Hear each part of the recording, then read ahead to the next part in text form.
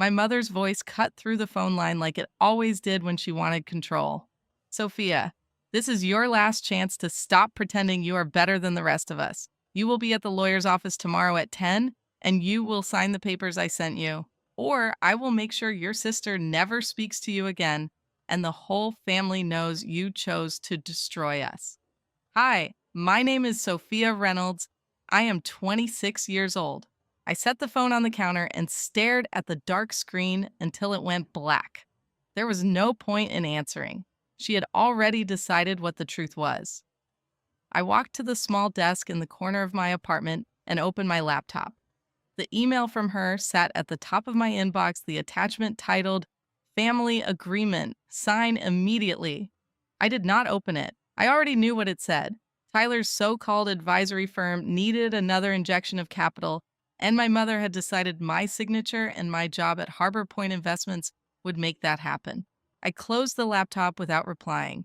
The meeting was set for tomorrow. I would go because I wanted to see exactly how far she was willing to push this time. Not because I planned to sign anything. The next morning, I drove to the office like it was any other Thursday. Harbor Point occupied the third floor of a plain brick building off the highway in the suburbs outside Baltimore. I badged in, poured coffee in the break room, and sat at my desk. My title was Senior Risk Compliance Officer. Most days that meant reviewing loan applications and flagging anything that looked like it might blow up later. Today, it meant something else. Jessica Hale stopped by my cubicle around 10. She dropped a file on my desk and leaned against the partition. You look like you got hit with bad news. Everything okay at home? I kept my eyes on the screen. My mother called last night. She wants me at a lawyer's office tomorrow to sign papers for Tyler's company.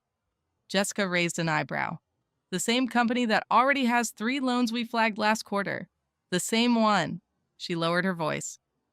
Sophia, you know I am not supposed to say this, but if they are asking you to sign personally, that is not standard procedure. That is them trying to rope you in. I nodded once. I know. She tapped the file she had brought. This came in overnight.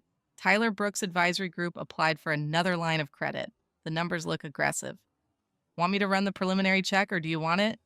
I will take it, I said. Jessica studied me for a second. If you need someone to go with you tomorrow, I can move some calls. I can handle it. She gave a small shrug and walked back to her desk. I opened the new file. The application listed projected revenue that did not match anything I had seen in prior submissions. I cross-checked the bank statements attached. 2 large incoming wires from accounts I did not recognize. One was labeled consulting retainer. The other had no label at all. I pulled the older files on Tyler's company. The pattern was there if you looked. Money moved in circles that never quite closed. Payments to vendors that had the same address as Tyler's home office. I made notes on a legal pad, keeping my handwriting small and even. No one walking by would think anything unusual was happening. My desk phone rang at 11:40. The caller ID showed my mother's number. I let it ring 4 times before I picked up.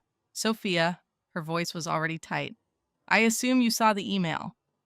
I saw it. Then you know what you need to do.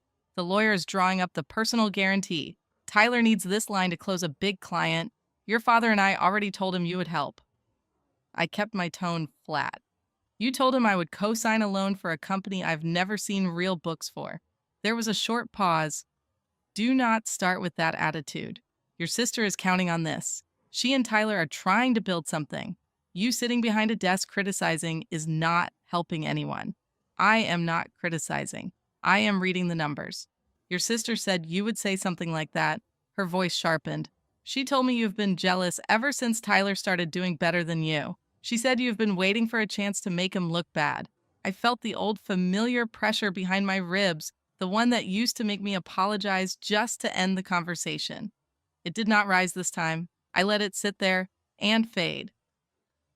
I will be at the meeting, I said. But I am not signing anything until I see clean financials. You will sign, my mother said. Or you can explain to your sister why you chose to sabotage her husband's future. She is already upset enough after what you said at dinner last month. I did not answer. She hung up. I set the receiver down and looked at the notes on my pad. The wires did not match the client list Tyler had provided in earlier applications. One of the amounts was large enough to cover the exact shortfall his last loan had created. It looked like he was moving money to make the books appear stronger than they were. Jessica appeared again a few minutes later. She glanced at the screen. "Find anything enough to ask questions," I said. She lowered her voice again.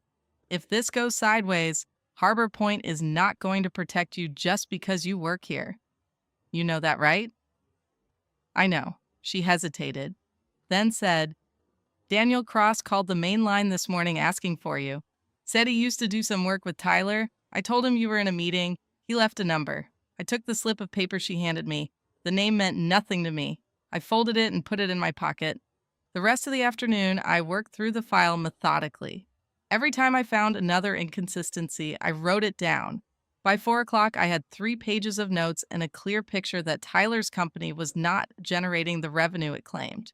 The money was coming from somewhere else, and it was circling back in ways that looked designed to hide the source. I closed the file and locked my computer. On the drive home, I kept the radio off. The phone call from my mother replayed in my head, but I did not feel the old sting. I felt the distance I had already put between us. She had given me an ultimatum. I had accepted the meeting. That was all she was getting. When I got back to the apartment, the light on the answering machine was blinking. I pressed play. A man's voice I did not recognize spoke quickly. "Ms. Reynolds, this is Daniel Cross. I used to handle some bookkeeping for Tyler Brooks before he cut me out. I have something you should hear. It is a recording from a meeting he had with your mother and sister 6 weeks ago. Call me when you can. It is important." The message ended. I stood in the quiet kitchen and played it again. Then I deleted it. I sat at the desk and opened my laptop. I typed the name Daniel Cross into the search bar along with Tyler's company. Nothing useful came up. I closed the browser and stared at the dark screen. My phone lit up with a text from my sister. "Ashley, Mom said you are being difficult again. Just sign the papers. It is not that hard. Tyler is family now. Stop acting like this is about you." I read it once, then set the phone face down. Tomorrow at 10, I would walk into that lawyer's office. I would listen to whatever they had prepared. I would not sign. And if Daniel Cross actually had a recording, I would find out what it said before I made any other decisions. The phone buzzed again. Another text from my mother. "Linda, do not be late, and do not bring that attitude with you. Your sister does not need more stress right now." I turned the phone off and left it on the counter. The apartment was quiet. I made dinner, ate it standing at the counter, and rinsed the plate. Then I sat on the couch with the legal pad and went over my notes one more time. The numbers did not lie. Tyler's company was a shell, moving money it did not have. My mother wanted me to put my name on it anyway. My sister was helping her push. I underlined the largest suspicious wire twice. If they thought tomorrow was going to be simple, they were wrong. The next morning, I woke up before my alarm and drove straight to the lawyer's office without answering any of the texts that had come in overnight. The building was a low brick structure, 2 exits off the highway. I parked in the back, checked the notes on my phone one last time, and walked inside. My mother was already in the conference room when I arrived. She sat at the head of the table with her arms crossed. My sister Ashley was beside her, scrolling on her phone. Tyler Brooks sat at the far end, looking at his watch like he had somewhere more important to be. A man in a gray suit I assumed was the lawyer stood when I entered. "Sophia," my mother said. Her voice was the same one she had used on the phone. "You are late. I am exactly on time." She gestured to the empty chair across from her. "Sit down. We have already gone over most of it. The lawyer has the papers ready." I stayed standing. "I would like to see the full financials for Tyler's company before I consider anything." Tyler let out a short laugh. "They are right there in the packet. Everything is clean." My mother leaned forward. "You are not here to audit him. You are here to do what family does. Sign the guarantee so the bank releases the funds. Your sister needs this." Ashley finally looked up from her phone. "Mom already explained it to you. Tyler's big client is waiting on this line. If it falls through because you are being difficult, that is on you." I kept my eyes on my mother. The revenue projections in the last 3 applications do not match the deposits. One of the wires last month came from an account that does not appear on any client list you provided. The lawyer shifted in his seat. My mother's face tightened. That is not your concern. You work at a bank.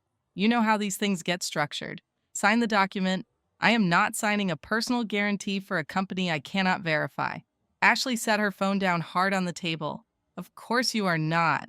You have been looking for a reason to make this about you since Tyler started making real money.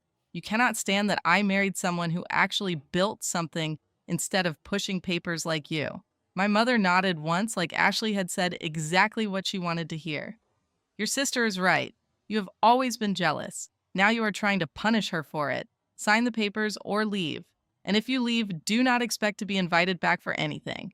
Not holidays, not birthdays, nothing. I looked at the stack of papers the lawyer had pushed toward me. The personal guarantee clause was on the second page. It would have made me liable for the full amount if Tyler's company defaulted. I am not signing, I said. My mother stood up. Then, you can explain to your father why you chose to destroy your sister's future. He is already disappointed enough. I turned and walked out of the room. No one followed me. I was halfway back to my car when my phone rang. The number was not saved. I answered anyway. Sophia Reynolds, a man's voice said. This is Daniel Cross. I left you a message yesterday. I got it. I have the audio file. It is from a meeting Tyler had with your mother and sister 6 weeks ago. I was supposed to be taking notes in the next room. The recorder was still running when they thought I had left. Do you want it? Send it. He emailed the file while I sat in the driver's seat with the engine off. I downloaded it and hit play. My mother's voice came through first, clear and calm. Tyler needs the signature to look legitimate on paper. The bank will ask fewer questions if Sophia's name is on it. She has always done what she was told in the end. We raised her to understand that family loyalty comes before anything else. Ashley's voice answered, She will complain, but she will sign. She does not have anyone else. Once it is done, we can move the rest of the money the way we planned. Tyler laughed. As long as she does not actually read the full agreement, the personal guarantee is the important part. If anything goes wrong, it lands on her, not us. My mother spoke again. She will not read it. She never does when I tell her it is for the family. The recording ended. I sat in the car with the file still open on my phone. I forwarded a copy to my work email and to Jessica Hale. Then I saved the original to a secure folder. My phone buzzed with a text from my mother. Linda, you embarrassed all of us. Call me when you are ready to apologize and fix this. I deleted the message without replying. Jessica texted 2 minutes later. Jessica. I listened to the file. This is bigger than a bad loan. Do you want me to loop in compliance or do you want to handle it? First, I typed back, give me until tomorrow morning. Then we escalate. I started the car and pulled out of the parking lot. The meeting had been their last chance to pull me in. They had used it to show exactly how little they thought of me and exactly how much they were willing to risk with my name. Now I had the recording. I drove toward the office instead of home. There was still work to finish, and I needed to decide what I was going to do with the evidence before anyone else tried to contact me. The phone rang again. This time it was my father's number. I let it go to voicemail. Whatever they said next, I already knew I was not going to answer. I spent the rest of the afternoon at my desk, cross-checking every transaction in Tyler's files against the recording Daniel had sent.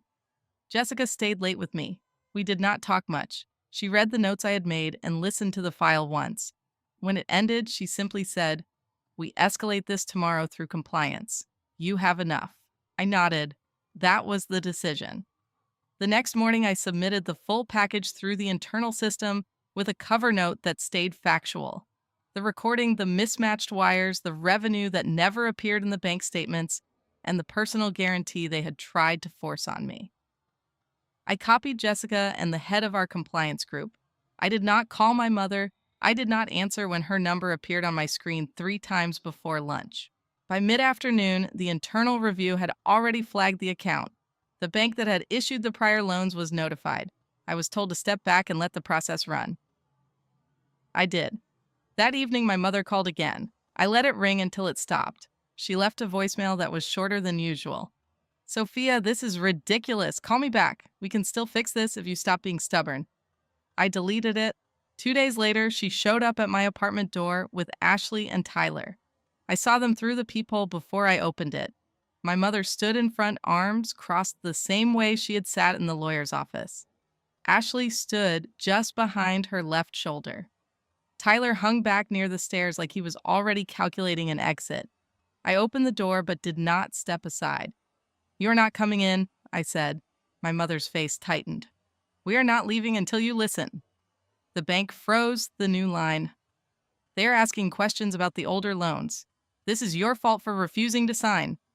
Ashley spoke next, her voice low and sharp. "You recorded us. You actually recorded a private conversation and handed it to your little bank friends.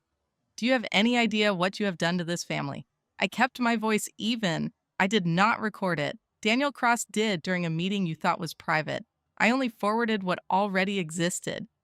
My mother stepped closer to the threshold. "You are going to call them and tell them it was a misunderstanding.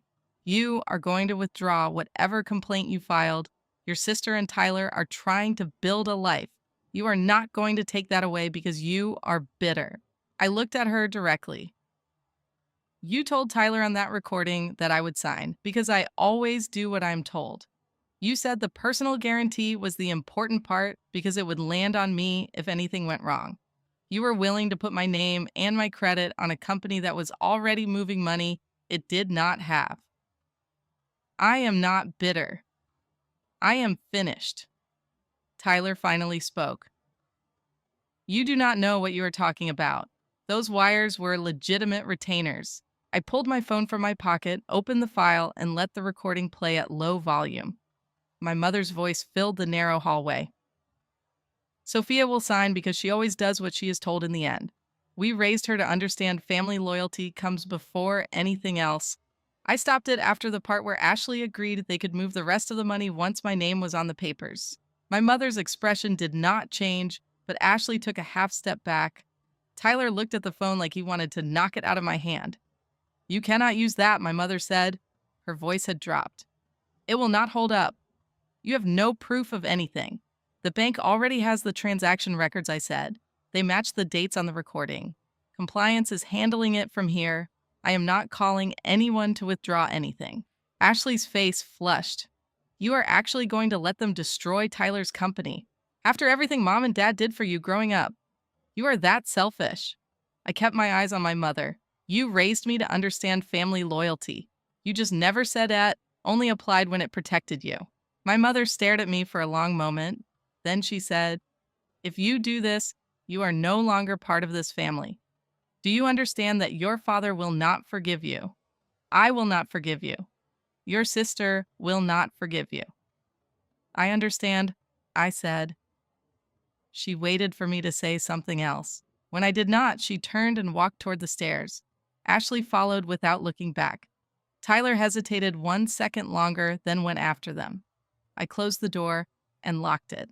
The investigation moved faster than I expected. Within a week, the bank had called the existing loans and referred the file for external review. Tyler's company accounts were frozen. The personal guarantee they had tried to force on me was never executed, so it could not be enforced. 2 weeks later, federal agents contacted Harbor Point for additional records. I gave them copies of everything I had already submitted internally and the original recording. Jessica kept me updated without asking for details I could not share. She told me once in the break room, "You did the right thing. Most people would have signed just to make it stop." "I almost did," I said. "That was the problem." She nodded and did not push further. 4 months later, Tyler's company was dissolved. The remaining assets were seized to cover the outstanding loans. Tyler and Ashley moved out of their house and into a rental 2 towns over. My father called me once during that period. He did not raise his voice. He simply asked if I was satisfied now that I had ruined my sister's marriage and my mother's peace of mind. I told him I had not ruined anything that was not already broken. He hung up. My mother never called again after the day she stood at my door. I changed my number 6 weeks later. I did not tell anyone in the family the new one. At work, I was moved to a different team with more responsibility. The compliance group cited the way I had documented everything as an example for others. I did not feel proud when they said it. I felt the absence of the constant calculation I had carried for years, the one that used to ask how much I was willing to lose to keep the peace. I still live in the same apartment outside Baltimore. I still go to the same office. The difference is that when my phone rings now, I answer it only if I want to. Most of the time, I do not. I did not win anything dramatic. I simply stopped letting them use my name and my silence as tools. That was enough. Thank you for listening to my story. If your mother ever tried to sign your name to a lie to protect someone else's secret empire, how long would you have kept answering her calls?